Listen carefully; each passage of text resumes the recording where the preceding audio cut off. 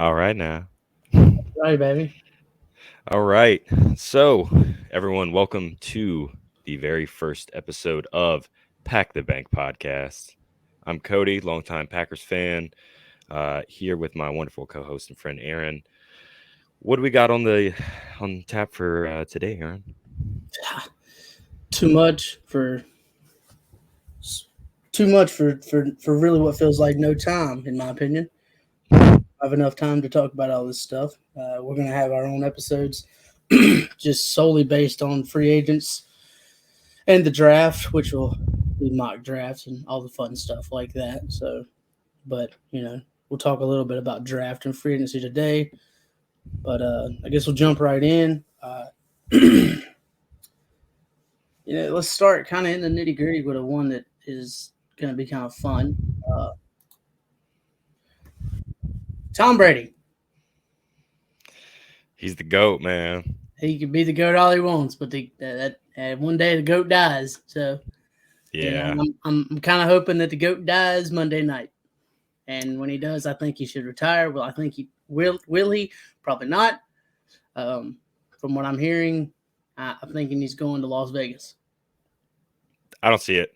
I'll be honest. Look, uh, Tom Brady's been great his entire career, but more so than even in the 2020 year and maybe 2021, when even though after winning a Super Bowl with Tampa, he doesn't look the same, man. I mean, you can tell, he's getting inconsistencies, frustrated. He's yelling at his offensive line.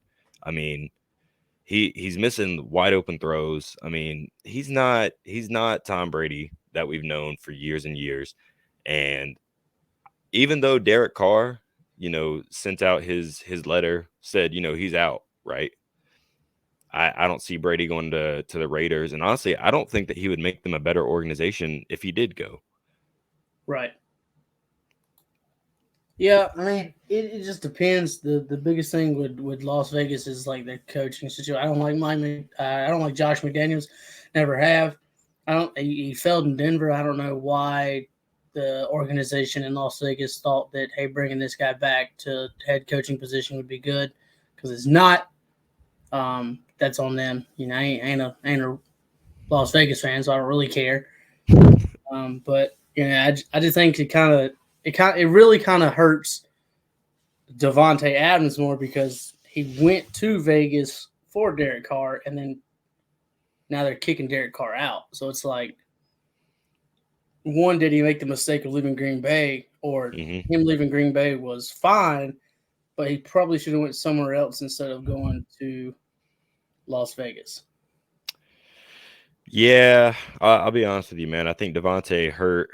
Um, I think that was equal hurt, right? Like we didn't know at the beginning of the year what Christian Watson, what Romeo Dobbs were going to be. I mean, Aaron Rodgers has never been great with new receivers. It's no secret to anybody. It takes time. It takes a lot of time for him to develop that chemistry with people. What him and Devontae had was real special, and honestly, I think it hurt. It hurt us a little bit more than it did Devontae.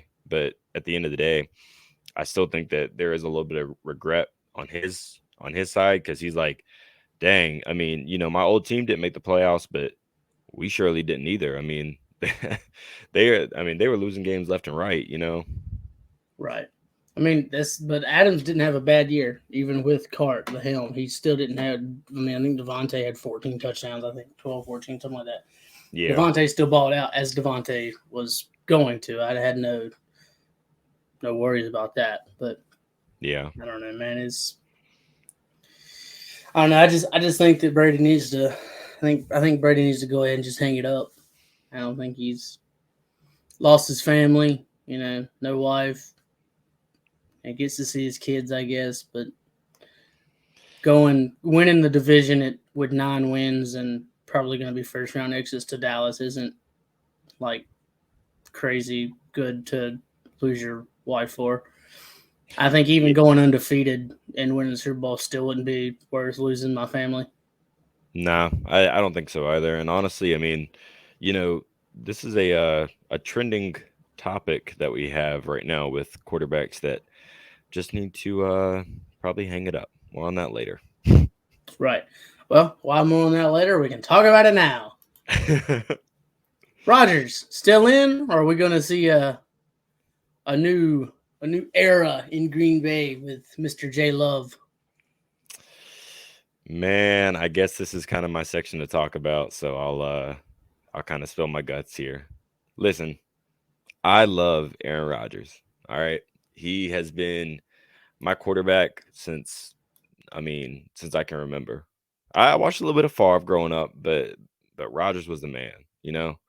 Um, but his play this season, the way that he goes about missing OTAs, missing some practices, then you're trying to get on with your rookie receivers. You're trying to have them do like these hand and arm signals that you learned 10, 20 years ago when you were new in the system, and these kids were still in middle school, and now you're overthrowing them, saying that they're running the wrong routes, but yeah, you weren't even there during OTAs, and you don't know if you even want to play. And it's been like this for the last 3 seasons. Like I said, I love Rodgers. I really do. I've been a Packers fan my entire life.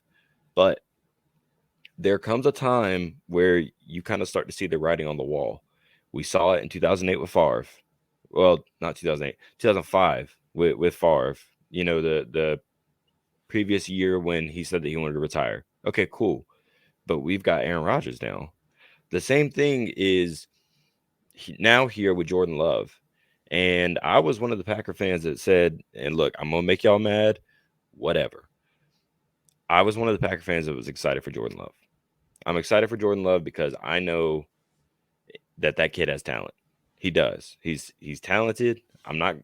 Listen, I've said some outlandish stuff, just talking in like group chats, stuff like that, about him winning like MVPs and stuff. I don't know that for real, but I do think he's got talent at the quarterback position, and I think he can start. What are your thoughts? 2 things on that. One, rewind a little bit to what you're talking about with Rodgers and the writing on the wall, and the last 3 seasons, missing OTAs, missing practices, and just being Aaron Rodgers, I guess, the new hippie, new age Aaron Rodgers, I like to call him. That is where I started to think this is why Adams left. It wasn't money. It wasn't none of that. It was where Adams is like, dude, you gotta chill. Like you've completely flipped. You're a different person now, and you're being like a douche for no reason. So it's like, and you're not showing up to camp. You're not doing this. You're not doing that, and you're supposed to be. I don't care who you bring on that Packers team. At the end of the day, the star was around Aaron Rodgers 24/7. When you say Green Bay, you think Aaron Rodgers. So that's why I think that Adams was like, all right, I'm leaving. Did he make the right choice overall? Probably not, but it is what it is. You got Christian Watson. Watson's going to be a stud. I mean, he looks good, and he looks really good. Yeah. To Jordan Love, I don't fully trust Jordan Love yet because I haven't seen enough tape on the kid. Like it's like, yeah, but he looked good in college. He played at Utah State, right? Was it Utah or Utah State? Yeah, Utah State. Yeah, Utah State. Can you name Utah State's opponents? I mean, do they play anybody really insane like he does? Yeah, see, that's another thing. Like, and I know that doesn't really mean a lot, but at the same time, when you're playing in the SEC and now the ACC and arguably the Big Ten, where you're playing more NFL talent guys, that's why the Bryce Youngs, the Trevor Lawrences, the Joe Burrows of the world get as much hype as they do coming in, and the Jordan Loves, Brock Purdy's don't. Do I think Jordan? Hey man, but Brock Purdy's been making some waves. Hey, I ain't hating on my man. I like some Brock Purdy. I'm cheering for him. I need my man CMC to go win that ring this year. That's what I'm cheering for. I don't like the 49ers, but I guess I'm cheering for him. I want a Jaguars 49ers Super Bowl. That'd be the coolest thing ever. But I mean, I'm just saying, like they don't get the love they deserve. So because they're not playing the talent, they're not playing the 5-star guys. Yeah. It's not happening, and it sucks, but at the same time, I understand it. I can't say it's going to be terrible at Green Bay. I haven't in the last 40 years, not 40 yet, but in the last 40 years, you haven't had a bad quarterback at Green Bay. So you can't really say, well, he's going to suck in Green Bay. Well, they said the same thing about Aaron Rodgers, and you see how that turned out. So, Yep, they sure did. And no, Brett Favre didn't get drafted by Green Bay, but nobody really even knows he was on Atlanta unless you just like Brett Favre. Yeah. Because when you say Favre, you think of the Packers. Green Bay. You don't think of the Jets, and you don't think of the Vikings. That's a joke. Ugh. But yeah, I got to see more on JLOVE. So I want Rodgers to be there just because we're going to that game this year, just because I want to see Rodgers. But at the same time, I wouldn't mind seeing JLOVE. I'll be honest. I know that you haven't seen a whole lot of film on him, and I'm sure that the Panthers fans listening have not seen a lot of film on him as well. But if you go back and watch our game versus the Eagles, even though it's a very small sample size, if you go back and you look at that fourth quarter where he had the completed touchdown pass to Christian Watson and then a couple other throws that were just throws that, quite frankly, Rodgers had even missed in the game before he got taken out. And we're missing the rest of the season, even during the Week 18 game versus the Lions. I caught myself several times saying that was a throw that Jordan could have made. And I mean, I'm not saying by any stretch of the imagination that he is going to be better than Aaron Rodgers. I don't think he is, nor do I think we'll have a talent as close to what Aaron Rodgers was in his prime for a long time. Patrick Mahomes might come close. But Jordan Love, I think he'll be a serviceable starter. I really do. I think Pat Mahomes is, in all honesty, one of the best QBs I've ever actually seen play. That dude's a different breed down there, man. Casey got him a good one. That sat for a year. Crazy what happens when you draft a QB and they sit, and you let them just chill out. Looking at you, Carolina. Yeah, Matt Corral. You don't always have to reach. Yeah, seriously. All right, what do we got next? I see one. All right, well, pop it up. What you want to do? All right. Next, we're going to talk about my main man down there in B-Town. Where will Lamar Jackson play in 2023?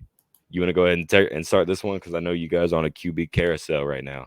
Yeah, it's not going to be Carolina. I can promise you that. I ain't trading for him because I'm telling you right now, you're damn crazy if you think Baltimore ain't tagging his ass. Yep. And anybody's like, no. If Lamar Jackson plays for another team, Baltimore's going to get some compensation. I'm telling you that. And you know where that compensation's coming from in my book? I think it's coming from the Miami Dolphins.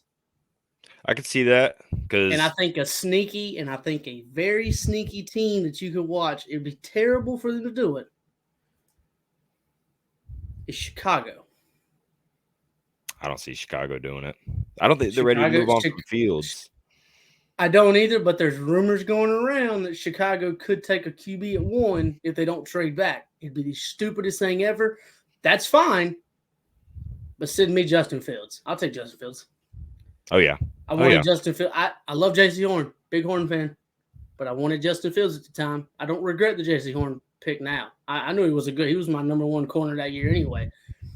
And he is still better than Patrick Surtain. And all of you that disagree, check them stats this year, buddy.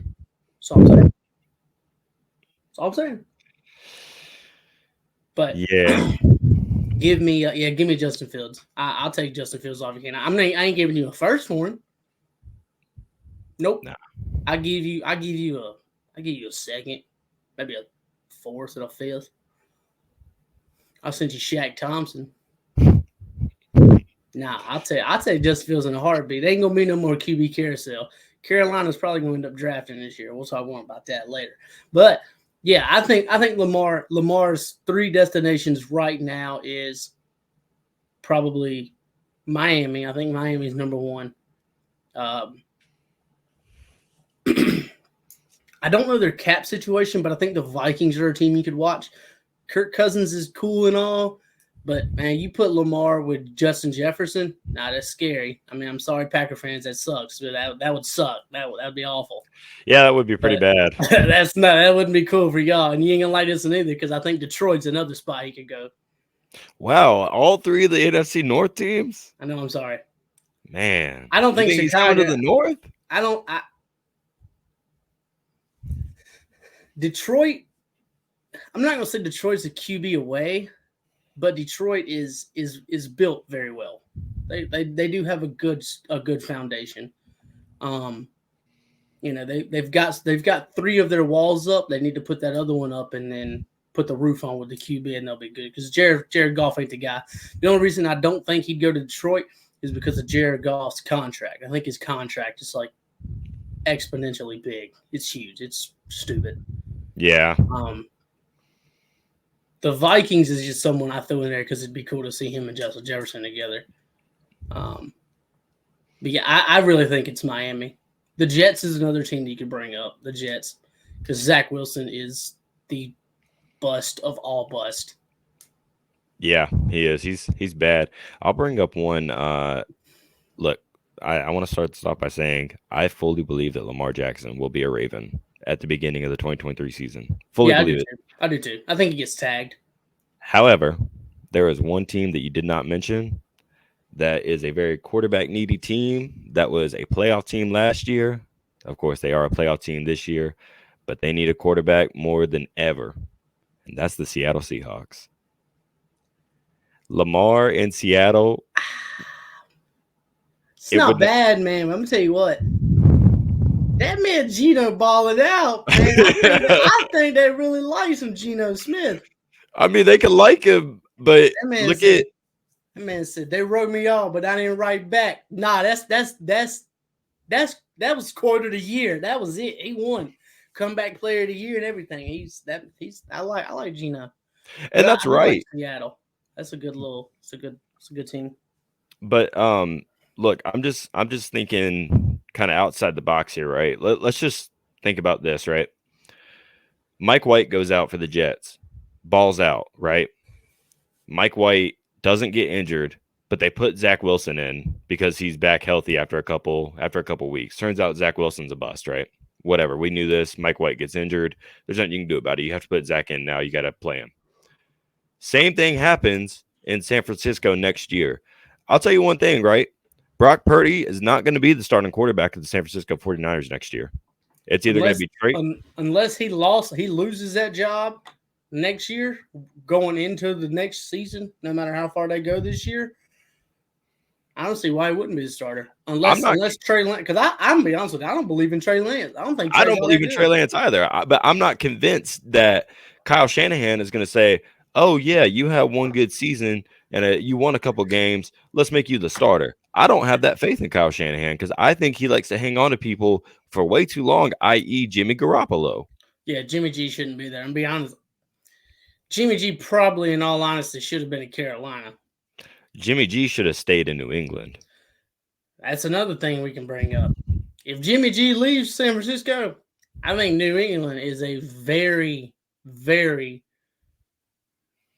place he's got circled. Like, I'd go back to New England under Bill. Why not? That, or he'll go and hook up with his boy Josh McDaniels on the Raiders. I could see that one too. I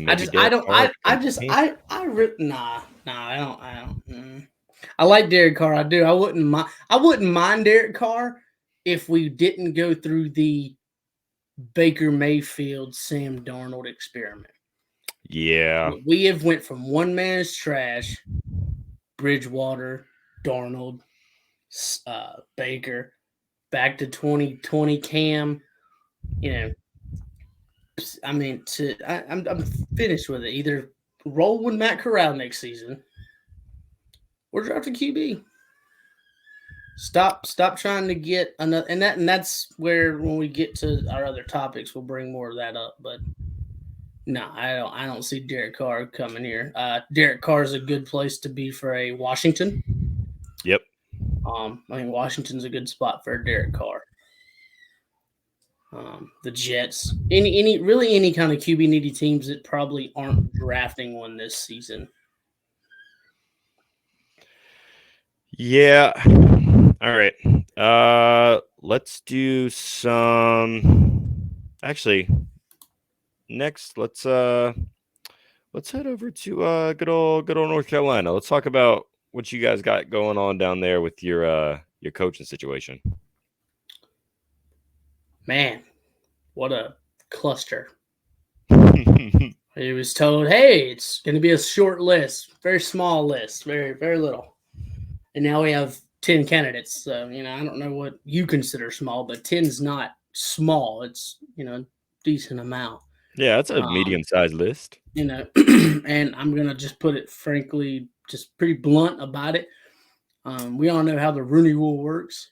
And Jim Caldwell, no, he's there for that. I I hate saying it. He'd probably be a damn good OC. Like I'd be for Jim Caldwell as a offensive coordinator. Jared Mayo, no, absolutely not. He's a linebacker coach in New England. Other than no, he's not getting that job. I would say D'Amico Ryans, but he would probably be a good fit for a head coach. But apparently that fell through today. I don't know what happened. Oh, fantastic. Sources have cited that D'Amico Ryans in the Panthers interview is no longer a thing.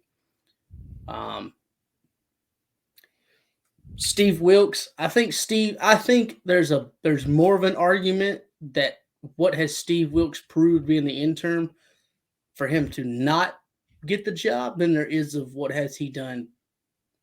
No, I'm saying like there's more of an argument to say what has he done. I'm trying to say like I don't know where it is. There's more that shows that he deserves it than he doesn't deserve it. So I should say it like that. The dude had more wins as an interim head coach. He came in six. He came in and we were 1-5. It was after the 49ers game. I think we were 1-5. And we finished the season with 7 wins. He won 6 games. In 2 years, Matt Rule won 10, 5 apiece. That right there proves something. The team played so much differently under Steve Wilks because he's a leader. He's a leader of men. And, Rule's issue was he tried to cut certain people out of the Carolina Panthers history books. He didn't want to hear about certain people. Here. He didn't want to hear about certain people that wasn't Matt Rule guys. Certain number ones, maybe? Yeah, certain very important players in Panthers history. Most valuable players, some might say. Yeah, some MVPs or something crazy like that. But after the 49ers game, Panther players didn't come around. Old Panther players didn't come around while Matt Rule was the coach. We fired Matt Rule, and the next Tuesday or Wednesday, I think Luke Kuechly and Thomas Davis was at practice. Jonathan Stewart showed up, and I'm like, that makes for them to not say anything. That's a pretty loud statement. Yeah. You can't be like that as a head coach. You should have, because he had 100% control over all the media team. Because people in the media team come out on Twitter and was like, this dude was telling us what to and what not to post. That's why you was winning 5 games a year, because you're like, I don't want to see Cam Newton. No, the Panther way. We want to see Sam Darnold and Teddy Bridgewater. Stop. Just stop it. And then to come on a presser and say, well, we've never had a winning culture in Charlotte. Wrong. We may not have had a long one, but we've had winning cultures. We understand what winning is like here in Charlotte. Maybe not winning the big trophy at the end, but we know what it's like to go 15-1 and to pack the bank. Yeah. Shameless. So like that, right? But nah, I don't know. I'm so glad he's gone. That was the happiest I've been all season. We could have won Super Bowl this year. I wouldn't have cared because I'd have been happy either way with just firing him. But Steve Wilks is one of my lead candidates. It was Harbaugh, Harbaugh was my number one until apparently he was calling, pretty much begging for a job interview, and David Tepper was like, "No." Don't know why you would say no to that. That man, if you look at his records when it comes to NFL coaching, they're very nice. But that's fine. Maybe he doesn't trust hiring another straight out of college head coach again. That's understandable, I guess. But Harbaugh has the NFL background, so that's why I don't understand why you wouldn't even have the interview. But right now, I think Ben Johnson, the Detroit Lions offensive coordinator, has the highest odds of getting the job. But between Ben Johnson, what about Sean Payton? I thought he was going to be you guys. No, absolutely not. Absolutely, I don't know who told you that. Sean Payton? Who brought up Sean Payton? Because I'm gonna tell y'all right now, a lot of Panther fans may not know this. Sean Payton is still under contract in New Orleans. So you know what that means? You got to trade for him. Do you understand what a Super Bowl winning head coach draft stock is going to be? Just going to be. Now add into it for a division rival. You like that 9th pick? You want to trade up in the draft? Yeah. Go ahead and trade for Sean Payton. I bet you ain't got a first round pick the next 3 years, buddy. That dude would be so absolutely not. Sean Payton could kick rocks. I don't want Sean Payton anyway. That man, any Panther fan that wants Sean Payton is on crack. Then boy, they don't remember when Bountygate was a real thing, and my man got suspended for throwing out money for headshots on Cam Newton. So no, I don't want him nowhere near my stadium. Shane Steichen, the offensive coordinator for the Eagles, between him, Steve Wilks, and Ben Johnson, I'm not going to complain between them three. I wouldn't complain at all. I think it'll look really bad if you don't give Steve Wilks the job just because of what he's done and all the players pretty much coming out and being like, yeah, this is who we want. So I think you give him I think, in all honesty, you do a 3-year deal. And like you got 3 years. But my only thing is we're not doing this. I'd tell him straight up, I'd be like, we're not doing this QB carousel. Go get your guy. If you don't get him this year, fine. But next year it is required you go get your guy. And if it's Matt Corral, then it's Matt Corral. But I don't know. Like I said, between them 3 guys and getting a QB, I'm cool with it. Just as a head coach, you have to have your own guy. Yeah, I definitely feel that. Yeah, man. To me personally, I think that Steve Wilks is probably you guys' guy. I mean, Ben Johnson, he's a good. I really like what he's doing over there in Detroit, even though we have to play him 2 times a year. I really do think that that offensive scheme that he runs would be really beneficial, even though you guys are in a little bit of a quarterback crisis. Whoever is taking snaps under center, I do think would probably benefit from that scheme because even though he has Jared Goff throwing the ball right now, it seems like it's a really efficient scheme. Like he's getting it out pretty quickly, and then there's a heavy balance of like run pass. And I know that you guys with Devontae Foreman developing over like the back half of the season, I mean, it would be a pretty nasty offense in Carolina. So I think that'd be really good for you guys. If I had to put them, numerically, I think Steve Wilks would probably be my number one just because of what he did do with you guys. I mean, going from 1-6 to finishing the season with 7 wins.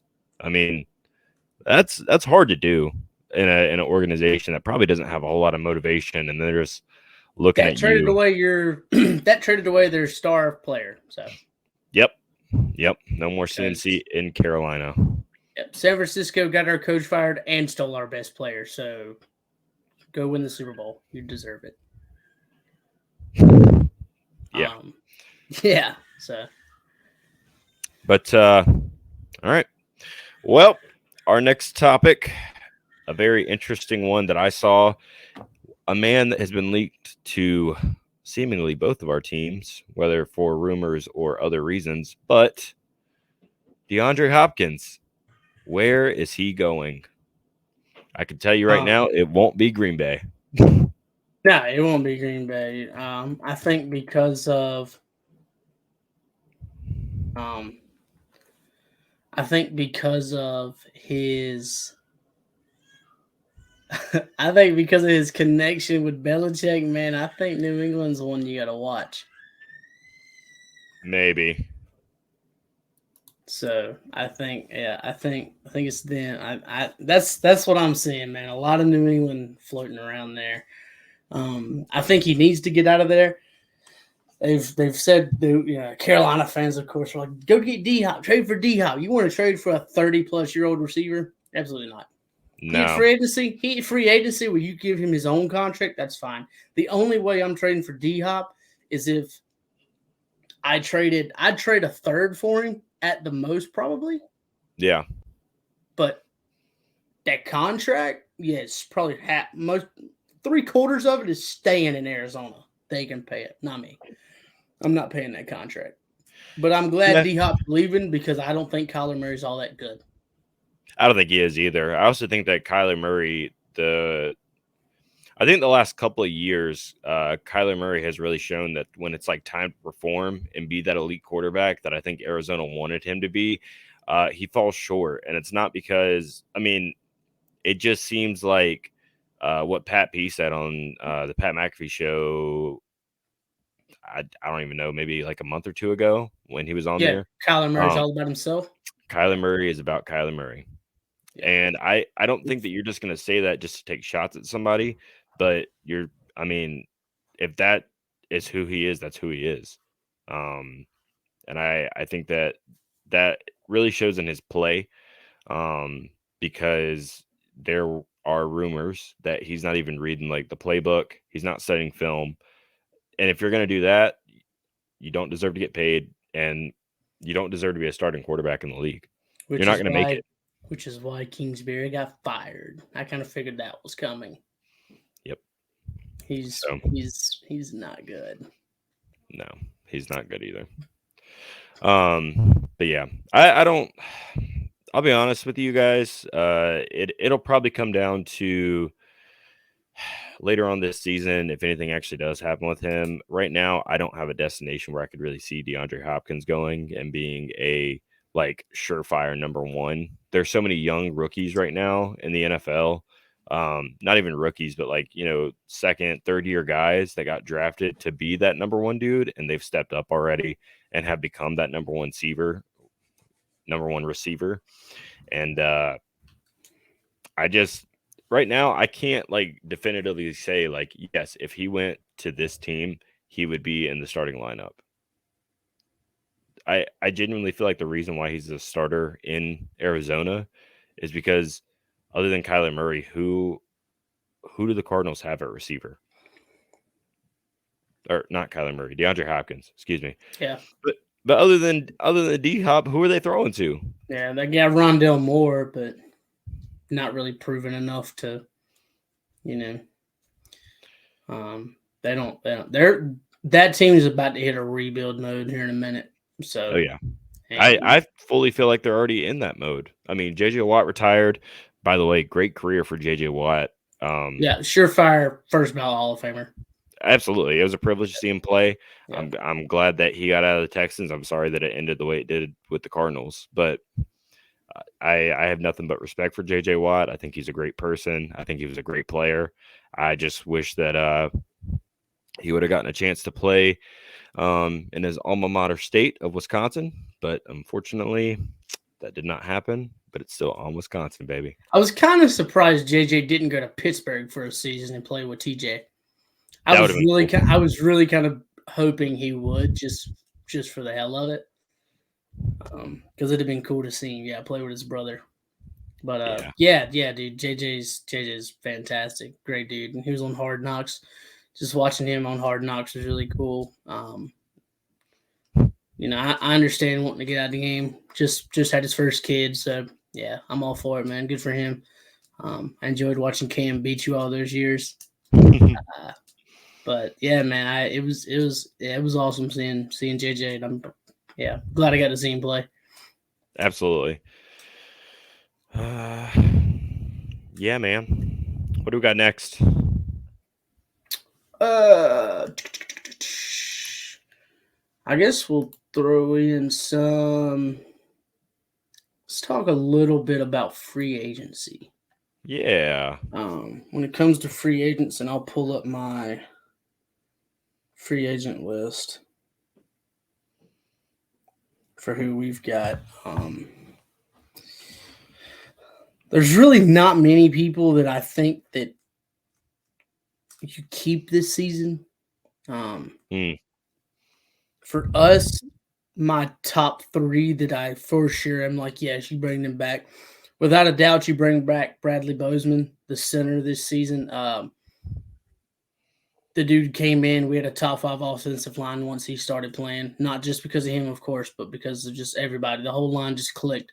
You bring him back, absolutely. Yeah. Dante Foreman.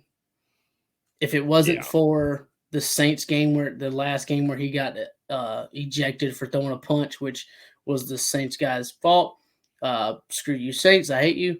He'd have been a 1,000-yard back rusher.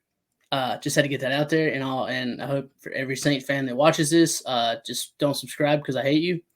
It's not worth you. It's not worth subscribe. Do subscribe. Don't oh man. And you got to bring the GOAT back, man. You got to bring my man JJ Jansen back.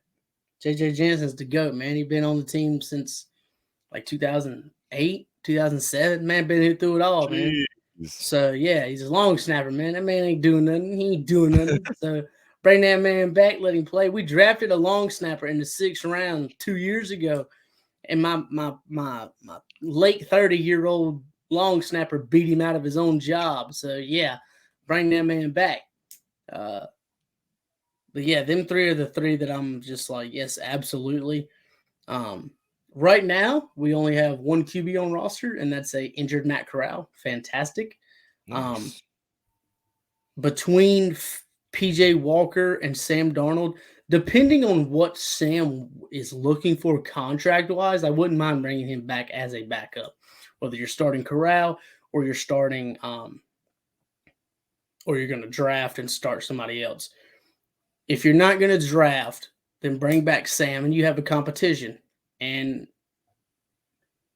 I think Matt could win that competition. I'm not going to discredit what Sam did the last couple of weeks. He did great. He did really good. But everybody's like calling for Sam to come back on a couple multi-year deal, and I'm like, we got, he looked good for a couple games, but he looked good for a couple games in 2021 when we went 3-0, and then he fell apart. So it's like, let's say we do sign him to a 3-year deal to be the starter, and then he plays a couple games next year and looks pretty good, and then he falls apart again, and we win 4 or 5 games on, and that's it. And then your Panther fans are going to go back to this. Oh, we hate Sam Darnold. Why did we? But stop calling for something that last season you was bitching about. That's my biggest thing with Sam. Yeah, unfortunately, Packer fans are the same way. It's just it's not Sam Darnold, it's Aaron Rodgers. Right. So, well, Aaron Rodgers is Super Bowl winning, like one of the top 5 best QBs of all time. So it's a little more understandable with that one. You don't want to leave. It's great while you have it, and when it's gone, it sucks. We're going through it right now. Not having Cam, it hurts, but it is what it is. I mean, it's time to move on. But yeah, and then I think I think there's an argument you could bring back the kicker that we signed to have a competition, Mr. Eddie Pinheiro, and have a competition with him and Zane Gonzalez for the kicking spot. They're both really good kickers, so either way, I'd be fine with whichever one of them. But those are my 4 that I'm big on. The other guys are just kind of fill-ins, just some special team dudes and stuff. So I'm not really going to get into those until when we have our actual free agent day. We'll talk really in depth of the Packers and all of the Panthers and who we should bring back. And then we'll go through all the other teams. We'll have just one episode just strictly on free agency. Same thing when it comes to draft. We'll have a little bit of draft talk about the Packers and Panthers tonight, but then we'll have some mock drafts, and then on draft night, we will actually go live and watch the draft. Probably for now, just the first round. Yep. But if we get this fan base pretty high to where we have multiple people watching with us, um, I'm down to watch Thursday, Friday, and Saturday, and we'll watch all 7 rounds, and we'll boo and we'll scream and we'll cry, and we'll do it all together, man. And so, Yeah. Real quick from the Green Bay side of the house, as far as free agents go, we got a couple on here. Got about 16 guys that are free agents this year. The big ones that I want back, I would like Adrian Amos to come back. I think since we got him from the Bears, he has had a career renaissance in Green Bay. I think he's been great for us. Had a down year this year from what I think we have come to expect and what he's come to expect from his play in the secondary, but I think he kind of picked it up a little bit as the year went on. But that was the story for the defense, unfortunately.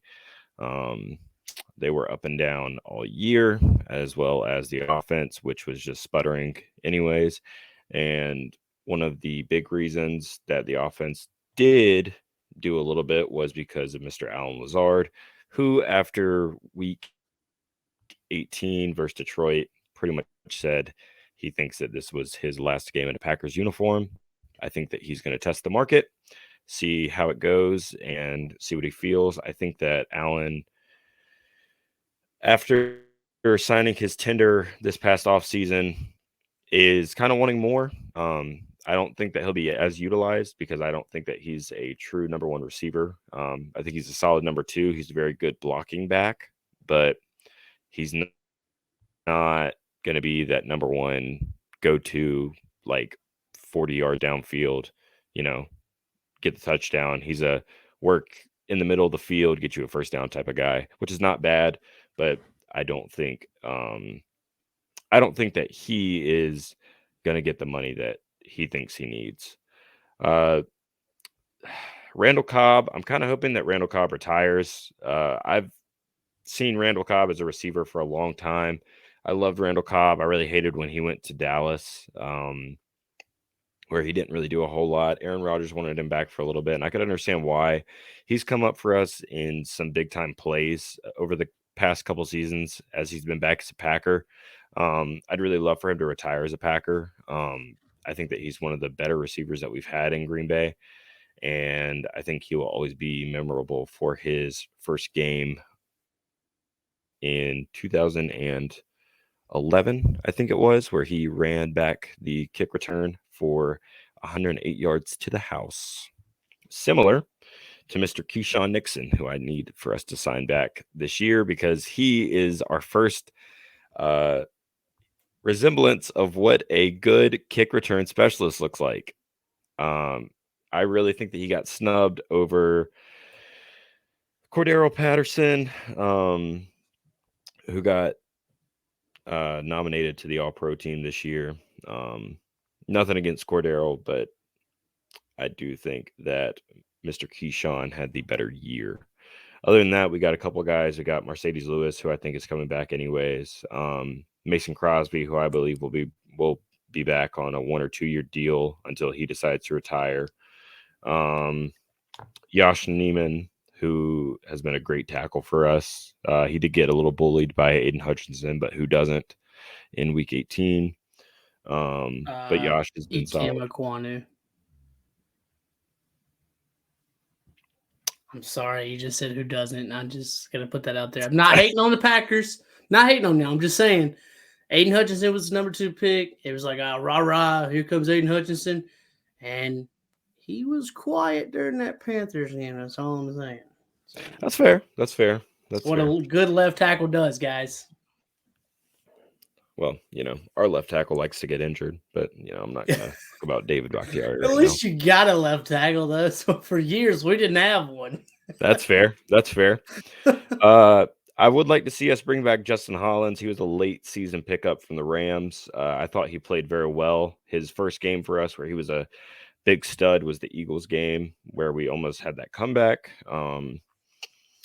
Other than that, we just have a couple guys that are kind of fill-in players. I'm seeing like Dean Lowry.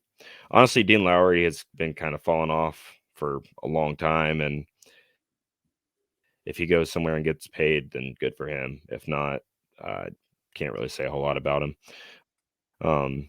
Nor do I have really thoughts on him because I personally have not seen what I wanted to out of him probably since the 2020 season when he had, I believe, 5 sacks on the year. So, I'm good, man. I think that wraps up the Packers for me right now. Yeah, At I least, just I wanted to bring something up real quick, man. For Carolina, I want to talk about how um we kind of found a diamond in a rough. In 2018, an undrafted rookie was picked up by the New York Jets, and he played for the Jets for about 2 years. Let's see, yeah, 18 till the 2021 season, where the Panthers picked him up. Um, his name is Frankie Louvu. Came out, looked good last year, and then we re-signed him to a 2-year, $9 million deal. Okay. Um, Matt Milano from Buffalo. These are all linebackers. Matt Milano from Buffalo, C.J. Mosley from the Jets, and Demario Davis from the New Orleans Saints are all received Pro Bowl all pro votes. I don't know if they all. I guess they got votes, but I don't know if they got all pro or how that works. Frankie Louvu did not receive a single All Pro vote. Sorry.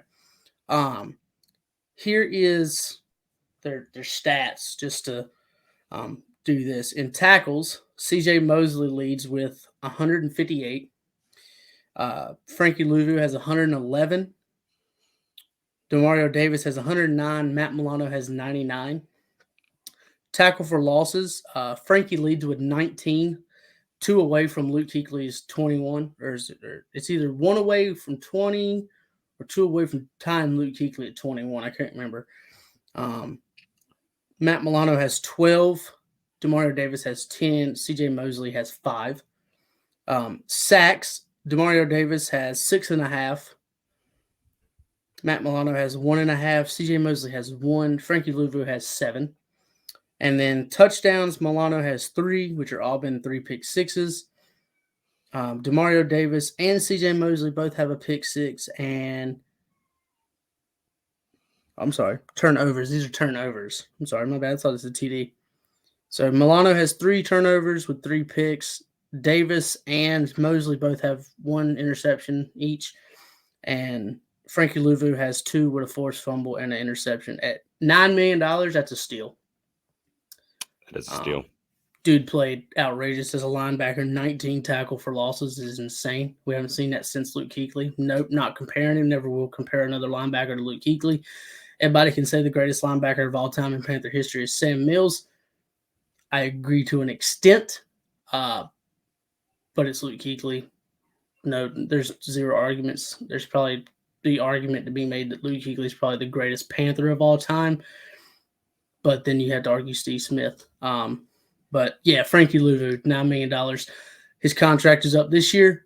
He's going to be expensive, and he's worth every single penny, just as Brian Burns is, who's going to get a nice big extension this offseason, and he is worth every single penny. Yep. So, but yeah, that's just something I thought I'd add just for fun. But yeah, so like I said, free agency, we'll bring that up more later.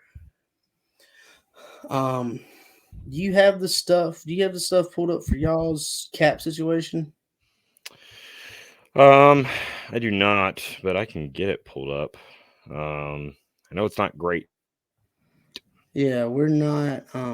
Chicago has the greatest. You talk about somebody that should have an off season.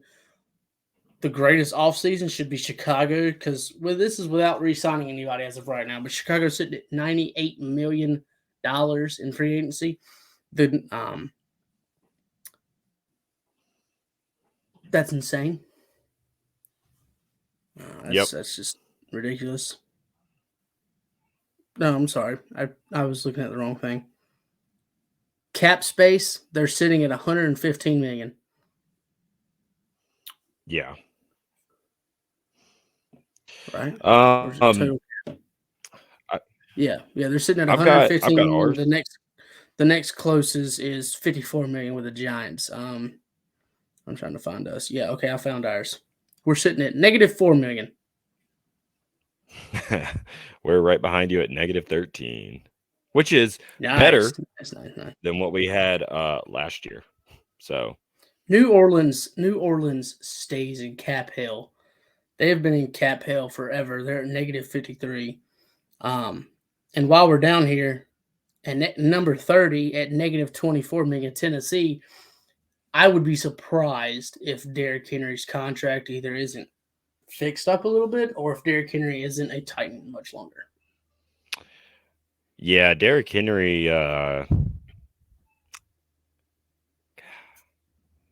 It's really. I'm sorry. Go ahead. Oh, okay. It's sad to say, but I don't know if Derrick Henry will play in the NFL very much longer.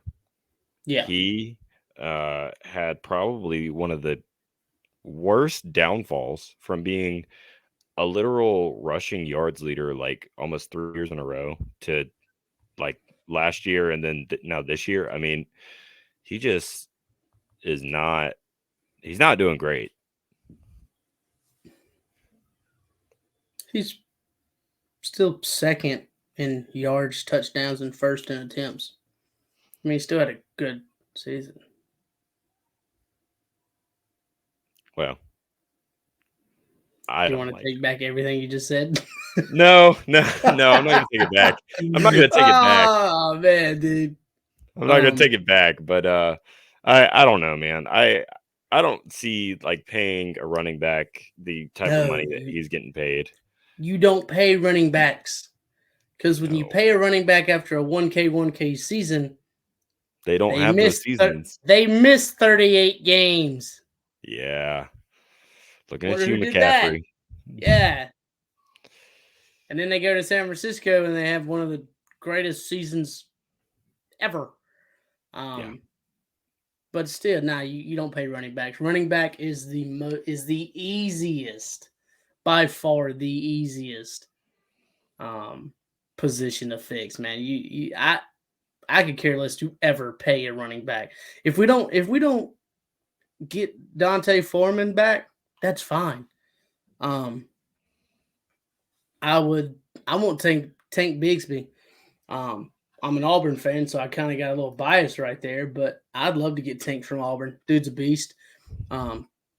B. John Robinson and Jahmyr Gibbs. I'm not going to get into draft talk now, but I'm just saying within every 4 to 5 years, if you drafted a running back or just picked one up in free agency for dirt, I wouldn't care. You don't need a 1,000-yard back to win Super Bowl. You don't.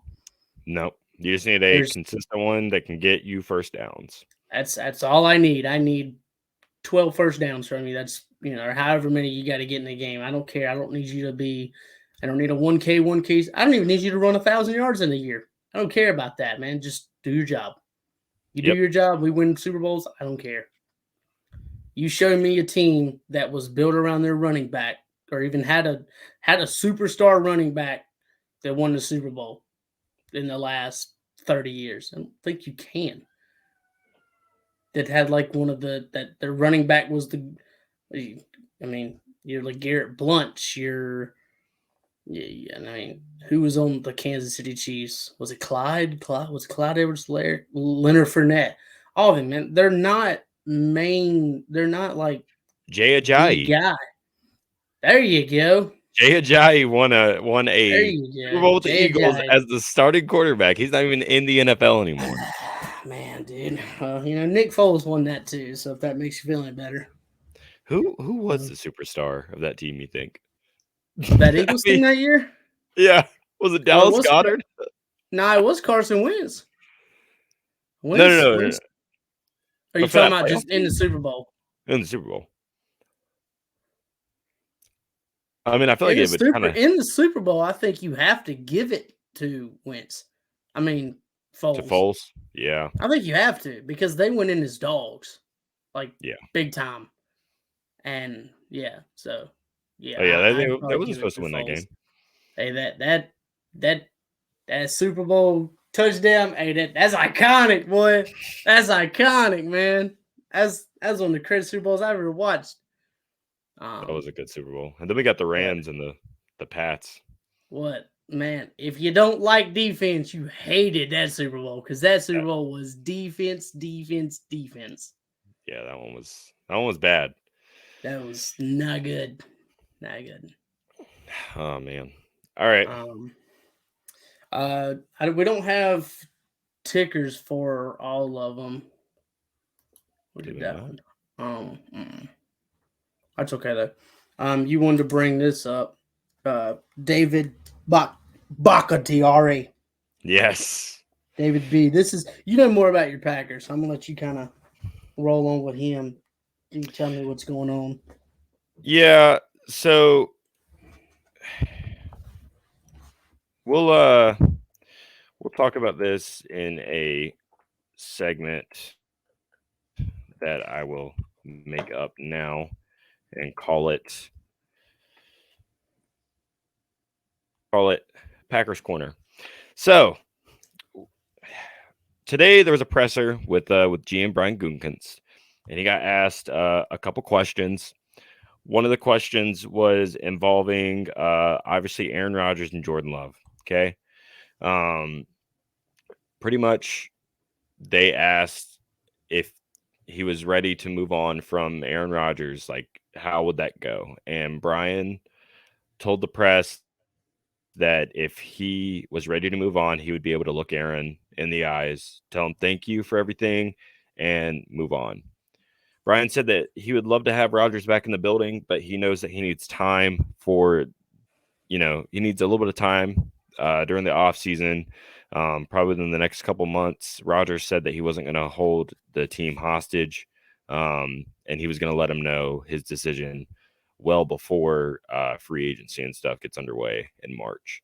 Okay, I was about to say that's March. So I would guess probably mid February we'd probably hear something from Rogers. Yeah, I'm sure we'll hear something soon. What's your percentage of Rogers being done? I'll give it a I'll give it a 40-60. I think 40% he's done. I mean, do you really think that Rogers doesn't want to go out on top? No, I don't. I think that Rodgers wants to come back for one more season, see if he's still got it. And then I think you know what? Because I've already told you my theory well before any of this started going down. So I will share it with the fans now. Here's my theory. And you can mark it as today. It is January 13th, 2023. This is my theory on what's going to happen this offseason. Aaron Rodgers will come back on a 1-year deal. On a 1-year deal. He'll play the 2023 season. He will try and go out on top, maybe win a Super Bowl. I think he'll be a lot more in tune with his receivers this year, and we can actually get the ball rolling similar to how we did in 2020. The schedule that just was released for our opponents doesn't seem very hard.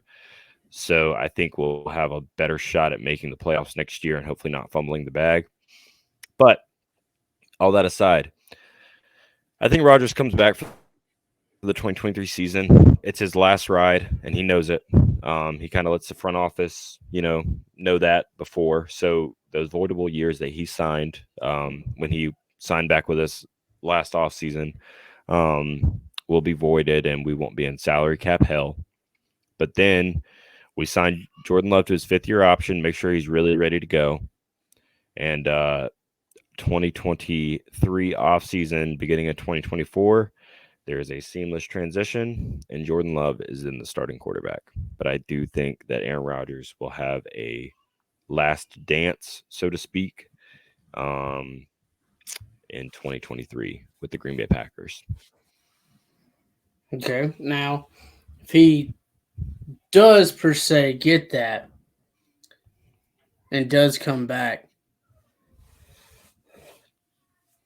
does Rogers play all season, or does Rogers get benched? I think Rodgers starts the season. And then I think they give it to about week 8. If you can make it halfway through the season, depending on what our record is, I think it's going to be a similar conversation in the front office as what it was at the middle part to like kind of the back half of this season. Like, if there's not a percentage that we can make it in the playoffs, okay, now we start Jordan, see what we got. So now next season, when you do have to pay him, talking 2024, of course, now you can say, all right, he's not what we thought he was when we took him in 2024 or in 2020. He's not what we thought he was going to be. So now we can trade him. Now he can go somewhere, we can trade him, and we'll draft a quarterback. I don't think that's going to be the case. I think Jordan Love's going to come in. He's going to win a couple games. Even if we don't get into the playoffs, we're still going to know that what we have in Jordan Love is legit. It was not just a fluke from what we got in the Eagles game in that small sample size, and then even the game again. It's not going to be a fluke. It's going to be, okay, this is who this guy is as a quarterback now, and we're confident with going forward with him. But I see us starting with Rodgers because I think the front office is actually devoted to him, and I think Rodgers, if it's going to be a last ride, he wants it to be on his terms. Right. As far as David Bakhtiari goes, he's already stated to the front office that he would like to come back, even though he is a free agent this year. He said that he would like to come back. Gutekunst today said that he wants him to come back, so it seems like there's mutual contractual stuff there. I think they'll try and work it out so there's a team-friendly deal. Maybe they can kick some of that cap space down the road for when we maybe lose Rodgers, and then our salary cap opens way up because we're not paying a quarterback $150 million anymore.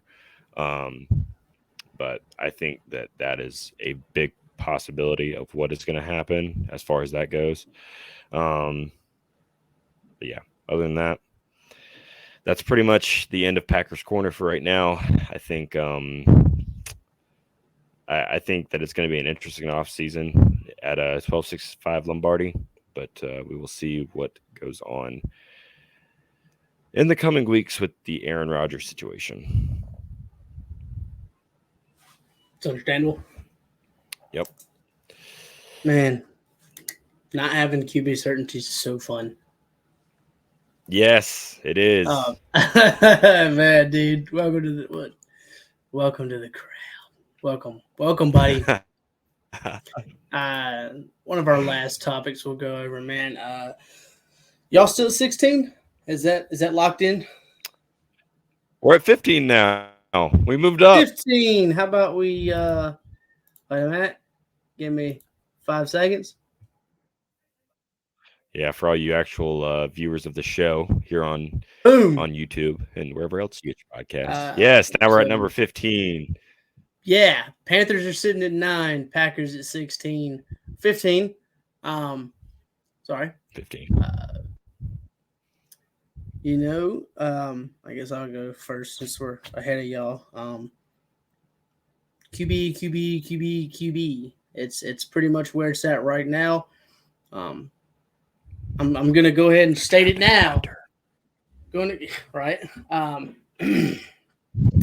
gonna go ahead and just put it out there now.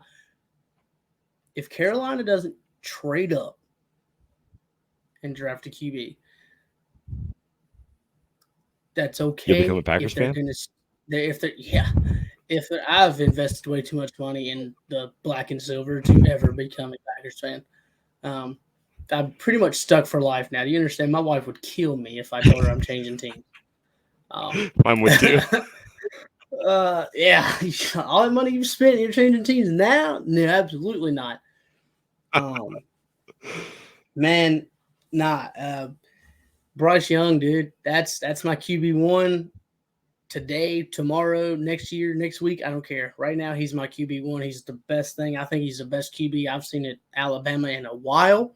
I think he was better than Tua and Mac Jones, and numbers don't lie when it comes to that.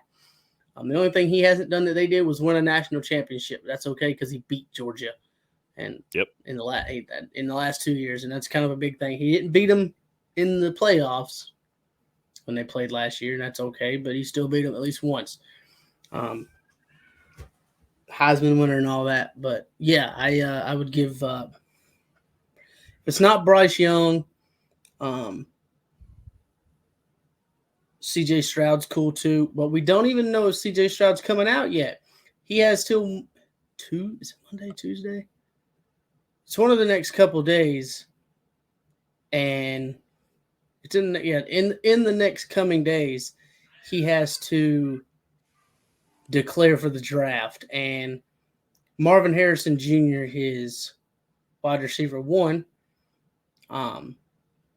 tweeted out some emojis today that was like the eyebrow raising and a smiling emoji. It wouldn't surprise me if CJ banks on himself and goes and stays in Ohio State. I think it would be dumb because right now he's sitting at probably the second best QB right now in this draft. Next draft is loaded. Drake May, UNC, Caleb Williams, USC, Quinn Ewers, Texas. Then add CJ Stroud. That's 4. That's huge. You said Caleb Williams? Yeah. USC. What school did you say he was associated with? USC. Oh, that's weird. I'm pretty sure he's a Badger. I'm pretty Caleb. sure different Caleb. What? Yeah. Well, I'm talking about the quarterback. Okay. Yeah. I was gonna say. Yeah, I think there's 2 of them. Yeah. Nah. That both go to USC. Yeah. I think they both did actually, but one of them is now a Badger. Yeah.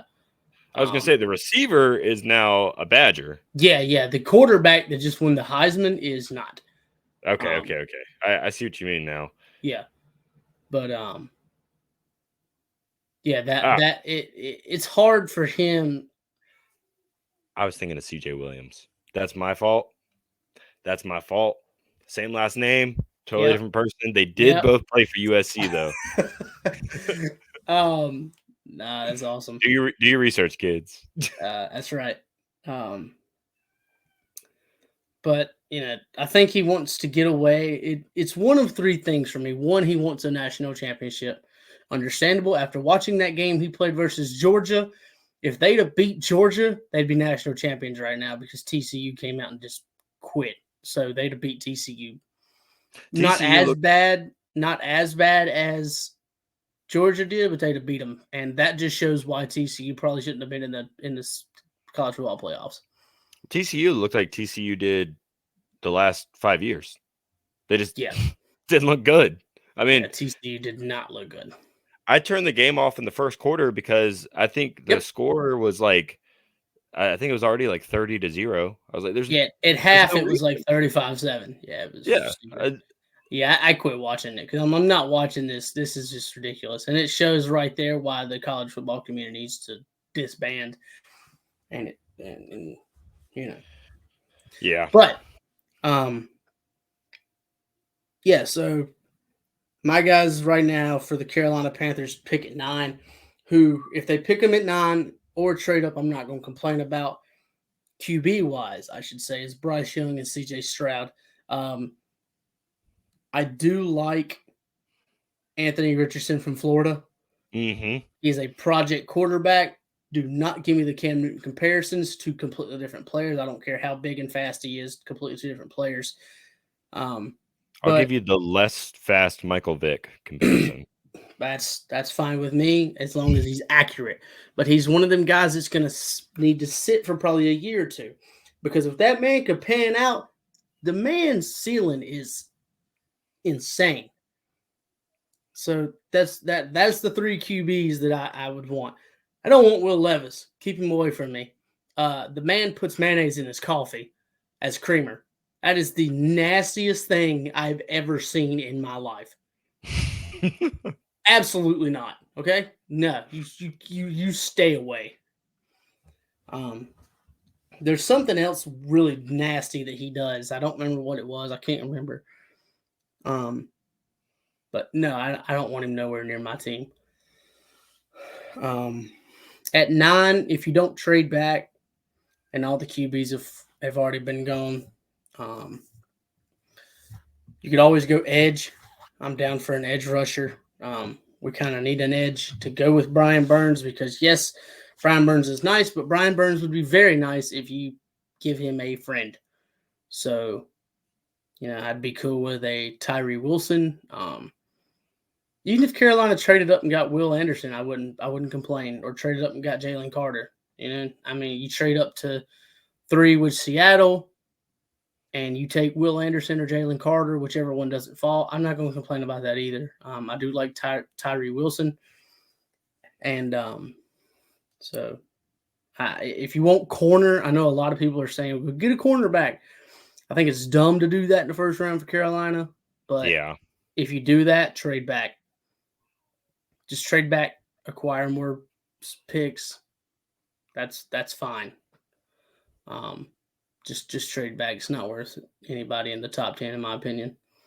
But for the Packers at 15, I'm going to throw this out there real quick, give you something just to kind of go off of. You're talking about David not coming back. Is left tackle an option at 15? So I don't think so, and I'll tell you why. We drafted this kid, little known out of Wake Forest last year, named Zach Tom. And every time that kid has touched the field, he's played every single position on the line except for center this year at some point in the game. And that kid is solid. He doesn't look big, but he can battle with the best of them. And let me tell you something. When Josh was getting beat up in Detroit versus Aiden Hutchinson, we replaced him with Zach Tom. Rodgers didn't take a sack the rest of the game. Nice. Can't really tell me that that's just coincidence. Right. I mean, this kid has been in and out of the lineup, and you know what? If David does leave or if Josh leaves, whoever, that kid's getting one of the starting 5 spots because he deserves it. As far as drafting goes, and thank you, because that was I know that there's a lot of stud linemen in the draft, but I don't think we really need any of them, especially in the first round. Hopefully we're going to do something that we've never done before, since 2002 when it came back to bite us because our pick did not really pan out very well. But out of Notre Dame, give me tight end Michael Mayer, who is a freak of a man. The reason why I want Michael Mayer is because I want a younger Robert Tonyan. I want a athletic Robert Tonyan who has good hands, who goes over the middle, does hands catching. I mean, you name it. The kid can block. He's fast. He can get downfield and give you vertical speed. I mean, Michael Mayer has all the tools to be a great tight end and a generational tight end. I think of like a faster Mercedes Lewis. That's scary. Also, one that I think we've been mocked to get for a very long time, but one that I really hope does land with us is Jordan Addison. With Randall Cobb not knowing if he's going to come back or not, and us needing an X receiver because we have Christian Watson who can stretch the field on the outside, and then Romeo Doubs is a possession guy. You give us Jordan Addison, now we have an X who can fly downfield, get those first downs, find the opening in the middle of the field. I think that gives not only Aaron Rodgers, but when its time comes, Jordan Love, you got a real young receiving core that's real fast, and they've got great hands. And I think that's a lot of promise. I know there's other receivers in the draft that we could go with. There's obviously Keyshawn Boutte. I think you were talking to me about one the other day. Quentin Johnson, TCU. Yeah. He's really good. Yeah, Quentin Johnson. He's really TCU. good. Ohio State, Jackson Smith in Jigba. Yes. That dude's ranked number 1 in the wide receiver rankings right now, I think. I think between him and Quentin from TCU, they're kind of ranked 1A, 1B. Yeah. Jordan Addison coming in at 2. Jordan's really good. But there's later guys in the wide receivers, which when we get to our draft episode, which I'm excited for, man, the draft is like one of my top 3 favorites of the NFL. Man, I love my rankings. I love my mock drafts. We'll do all of that when we get to that episode. But man, that's there's some late round receivers in the second and third round. That's really sneaky. That would be really nice for both of our teams. So keep an eye Fair on. enough. Hey, fair enough. Hey, look, Romeo Dobbs was the 4th-round pick last year out of Nevada. Nobody thought he was going to be anything until Christian Watson went down. You don't have to be a first-round pick to be great. That's all I'm saying. Nope, you certainly don't, especially if you got a good quarterback throwing you the ball. Exactly. What's that like? Well, it's been nice. It's been nice. Oh man. But look, guys, I think we're gonna wrap up here. We got one more thing. What do we got? Man, dude, the playoffs, man. Ah, yes. I almost forgot. This is what we'll do. I guess since we'll go game by game, and we will make our picks. We won't take all night making these picks. We won't go in depth, but we'll start with the games this week, and then as the week progresses, next weekend when we have our next one, we'll talk those games, and then so on and so forth until the Super Bowl. So Saturday, starting tomorrow at 4:30, we have the Seattle Seahawks and the 49ers. Cody, I'll let you start. Man, give me the Niners, man. That Niners team is so dangerous. Brock Purdy's been playing out of his mind. I understand the Geno Smith comeback story, but honestly, Geno and the Seahawks needed us to lose, unfortunately, to the Detroit Lions to even make it into the playoffs. And really, I just don't see Seattle's defense holding the Niners all that much, especially with that dynamic offense and that Shanahan scheme that we were talking about a little bit before the show. I mean, you're just not gonna stop it with the lackluster defense that they've been playing. Tariq Woolen's a great corner, and I think he will be effective in the game a little bit. But I see a close one, maybe to the ring of I'll say 27-21. But at the end of the day, I see your boy CMC and the Niners coming out on top. Yeah, I agree. I think the 49ers, Carolina fans, we need the 49ers to lose because we got their second, third, and fourth, and all them other picks from CMC. We need them to lose so we get higher picks. But I can't cheer against Christian McCaffrey. I love the man. He's one of my favorite Panthers of all time. So I've got San Francisco winning this one by give me a 35-17 score. I've got kind of a beat down. The night game. This one arguably is going to be one of the best games that we actually will see this weekend, if not in the playoffs. Chargers and Jaguars. I've got an upset. Give me the Jags. Give me the Jags. Yeah, baby. Give me the Jags, man. I like Mr. T-Law. Hey, Mike Williams is out. I ain't betting. I can't. It's hard to bet against Justin Herbert now. Herbert's a great quarterback.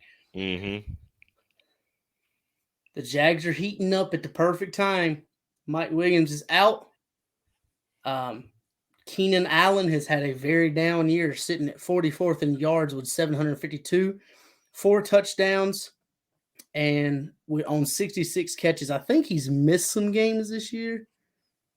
Yeah, I think he did have the high ankle sprain or something earlier in the season, so he was out for a little bit, if I'm not mistaken. Yeah, it looks like he played. How many seats? There's 17, right? Yep, we got 17-game season. He missed 7 weeks because he's got 10 games here he played. So, yeah. So, I mean, he did miss some time. So, I give you that. But yeah, he when he has been back, he hasn't really done a lot to – he's wide receiver 1 on that team, and he's been injured this year and stuff. So, yeah, give me the Jags. Yeah, give me the Jags. Give me the Jags in a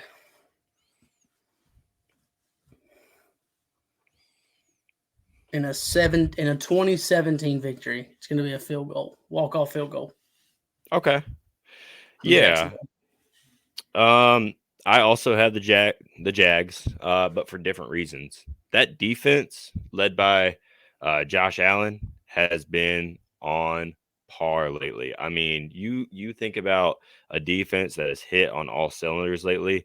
I mean, the back half, guys are getting picked, guys are getting sacks. I mean, forced fumbles, strip fumbles, tackles, sack. I mean, anything that you would need from a defense for it to be successful. I don't know what Doug Peterson said to them like during the middle part of the season to get them to roll like this. But that Jacksonville team is rolling, and I really think it's given Trevor Lawrence the confidence that he didn't have when that defense went from Saxonville to nothing, essentially when Trevor Lawrence got there. Travis Etienne's running the ball pretty well right now. DJ Chark is really looking like he's earning that contract that Him that and he's getting Kirk, paid. Yeah. Christian Kirk. Sorry, DJ Chark. Sorry, I got Jacksonville in my mind, just the wrong year. right? Um, but yeah, Kirk is he's earning his paycheck. They look good, man. They look really good. So I And like. and they played in week 3 of this past season. Jaguars won 38-10. If that tells you anything. So yes, they Yeah, were. I think the Chargers were without. Were they without Keenan Allen? Yes, no Keenan Allen that game, but no receiver for them had over 100 yards. Trevor Lawrence threw for 262 yards and 3 touchdowns on 0 interceptions. So yeah, give me the Jags in a close game, like I said. But yeah, what's your final score for that one? yeah. So I'm gonna have it going out a little bit. Probably a little bit. A little bit high scoring, a little bit more high scoring. Still close though. I've got the uh, I've got the Jags coming out on top, 31-28. Okay, okay, I like it. Uh, Bills Dolphins. This is your Sunday game starting at 1 o'clock. If I'm mind reading you, I'm guessing a Skylar Thompson led Miami Dolphins gets blown out. Absolutely not. Oh, absolutely. No. Blown Yeah, out, yes. yeah. Buffalo's gonna win this game, and it's not even gonna be close. All right. We know Josh Allen. We know the Bills defense. Who do they not have? Offense. Who do they not have that is better than Miami right now? I mean, I guess you could argue Stephon Diggs over Tyreek Hill, but Skylar Thompson's gonna probably overthrow Tyreek Hill by like 15 yards. It's just not going to be close, folks. I mean, I'll be honest. I was going to come in here and be modest and be like, oh, like maybe like 21, to like 14. No. It's going to be like 45-0 at halftime. I mean, it's not even going to be close. I mean, you're talking about arguably the best team in the AFC. I mean, what are we doing here? These guys are not going anywhere. Miami? No, absolutely. Yeah. Try again. Try again next year. Man, dude, I can't give you the 45 nothing scoring now. I ain't doing all that. But yeah, give me a 27-14 or 28-14 Buffalo Bills win over the Dolphins. The only reason I give the Dolphins 14 is because they still have Jalen Waddle and Tyreek Hill. All Skyler has to do is get the ball to them. That's all he's got to do. Yeah, but that's the problem. The defense isn't awful and stuff. But yes, I don't know. I don't really know much about Skylar Thompson. I don't know if really anybody does. But yeah, I don't. Yeah, I've got the Bills. The 4 o'clock game, another game that I think could be very, very good, or depending on how both teams show up, could be very, very bad. Vikings and Giants. In this game, I think this game is going to come down. It's going to come down. It's going to be tight. But give me the Vikings in a 21-14 win. Absolutely not. Give me the Giants. Saquon Barkley is going to run all over this team, and I can't wait to watch. I will have my popcorn ready gladly when Saquon Barkley runs through Zadarius Smith's freaking face mask. Hey, I can't wait. You wouldn't have said that last year. No, I wouldn't have. Yeah, exactly. Exactly. I love it. But no, but give me the Giants. I'll be completely honest with you. I don't think that Daniel Jones is the guy in New York. I never really have. But I think that he has stepped up in bigger games than Kirk Cousins has been able to. Minus the Colts game, because I know you guys are going to be flaming talking about, oh, but they had the biggest comeback. It's the Colts. Let's relax. Matt Ryan has been a part of the 3 biggest comebacks in NFL history.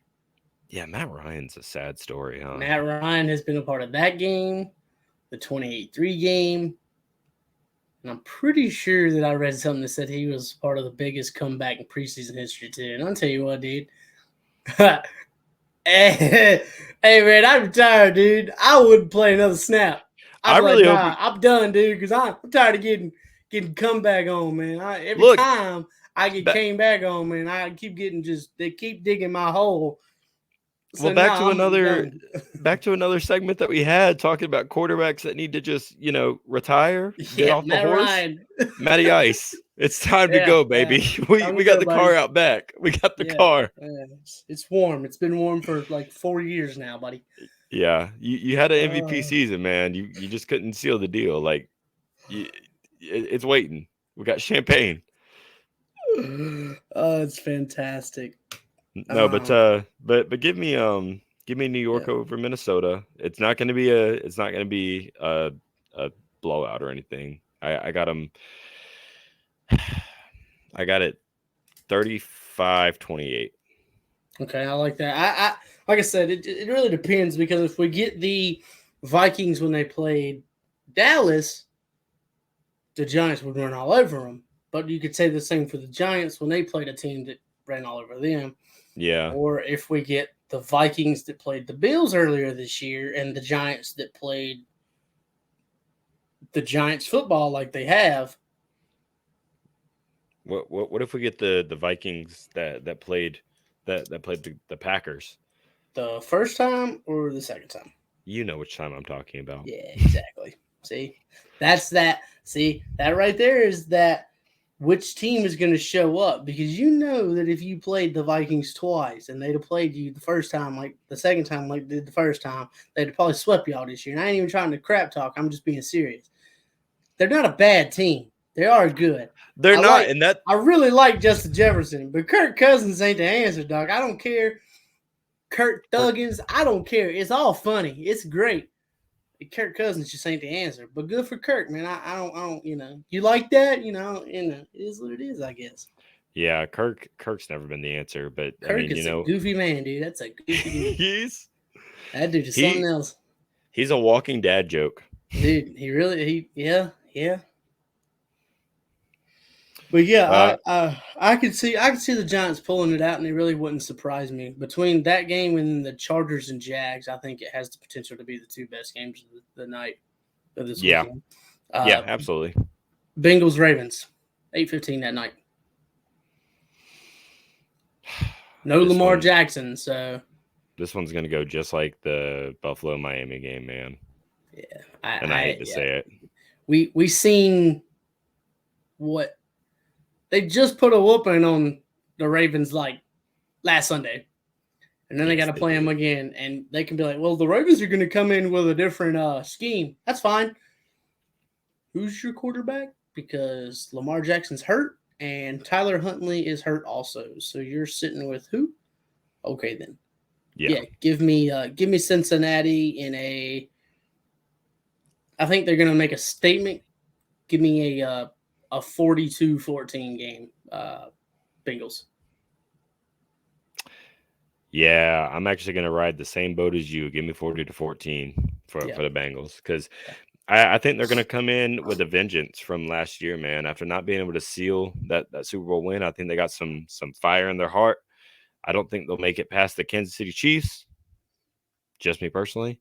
But Oh, the Joe Burrow revenge tour has officially kicked off, and it's going to be a very interesting offseason because if Burrow wants where he wants to go, he's going to have to pass Josh Allen and Pat Mahomes, which he is 5-0 both versus both of them combined. Not going to give him, not going to hate on him for that. Good for Burrow, but for certain people that like to say Burrow is the best quarterback in the league, I need more than just a Super Bowl loss. By the way, in case any of you guys are wondering, they know who we're talking to if they're listening. They know.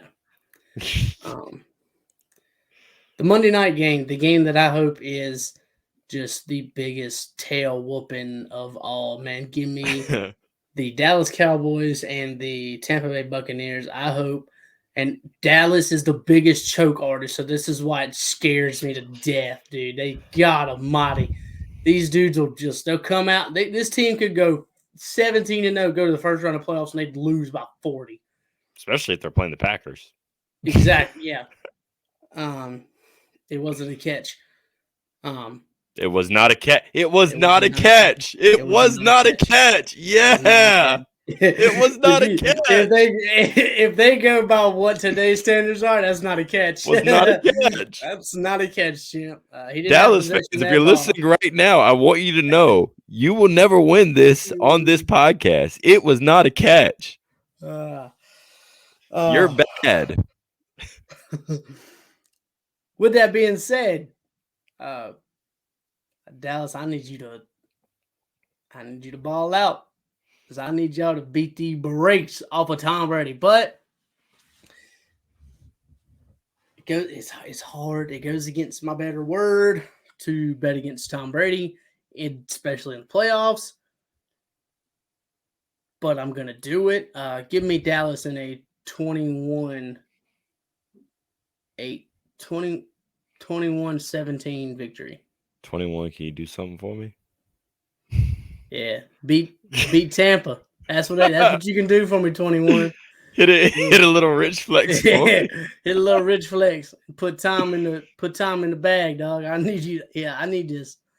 So man, this is the one and only time, Dallas, that you will ever hear me say go Dallas. So I need them boys to come out, and I need them boys to put a beat down on Tom Brady. So yeah, give me a 21-17 Dallas victory. Man, I'll be honest with you.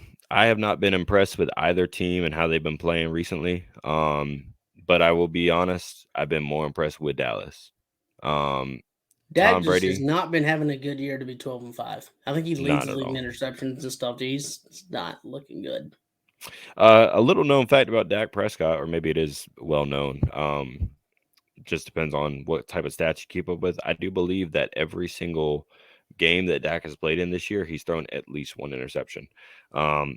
That's not going to get you very far in the playoffs. It might get you past Tampa Bay because they are very, very beat up right now.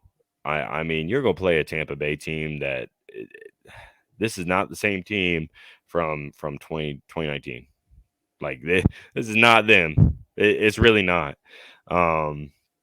Nobody's the same. Everybody is a shell of themselves, pretty much. I do think that that Dallas pulls this out. I don't think they pull it out convincingly, nor do I think that they get past the divisional rounds of the playoffs. However, give me Dallas 28-21. I like it. So yeah, so that's it for the first episode. Got everything out we wanted to talk about. That was awesome. So yeah, we will be back probably next Friday is when we will try to start making these kind of a thing where we record Friday and get this posted up on YouTube. If not, we will definitely shoot for Saturdays. Yep. Other than that, man, just like, subscribe, share, let people know. Trying to start out. It's having some fun. Come join us, and let's grow this thing. Let's have some fun with it. So yep. Well, all right. Peace.